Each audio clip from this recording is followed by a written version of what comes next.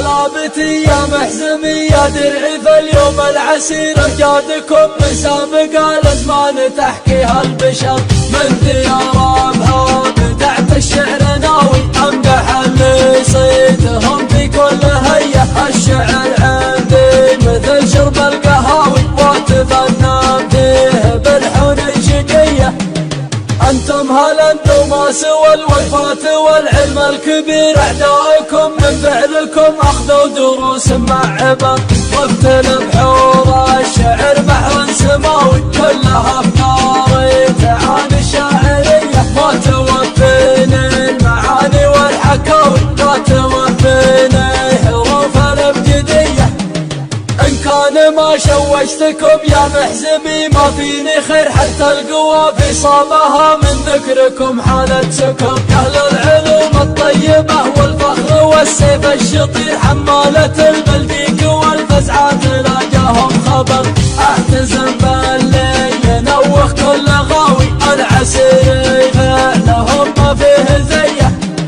أصل الكرم من عهد الأجداد الأوائل في عسير صلابة القبال شاوس لا داعى داعي الخطر يشوش راسي للذكر تاريخكم تاريخ غير العز فيكم يا أهل الطنخات ويا أهل النصر راعي الفزعات تسواه المساوي ما يبيع ولا يفرط في خويه أنتم عسير مسيرين من العدم ما لا يصير وانا عسير من رجال المعو فيكم افتخر اقولها وانا ابن شعثان المتيم بعسير ربعي نهار الهوش للاعداء سم منتظر اشهد انهم عند ظني والهقاوي والقصايد والمدح فيهم شويه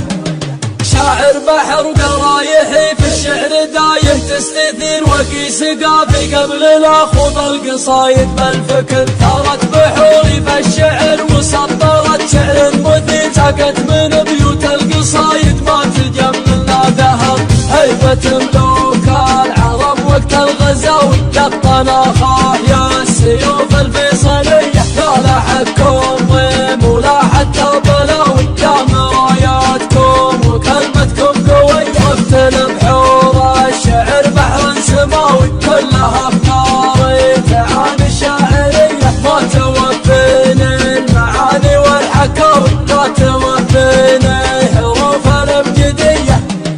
إن كان ما شوشتكم يا محزمي ما فيني خير حتى القوى في صابها من ذكركم حالة سكر يا أهل العلوم الطيبة والفخر والسيف الشطير حمالة البلديق والفزعة تلاقاهم خبر احتزم بالليل ينوخ كل غاوي العسير فعلهم ما فيه زيه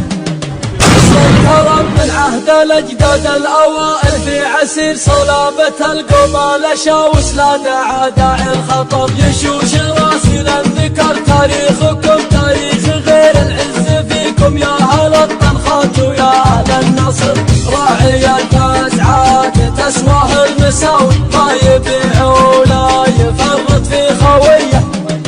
أنتم عسير مسيرين من العدم ما لا يصير وانا عسير من رجال المعو فيكم افتخر اقولها وانا ابن شعثان المتيم بعسير ربعي نهار الهوش للاعداء سم منتظر اشهد انهم عند ظني والهقاوي والقصايد والمدح فيهم شويه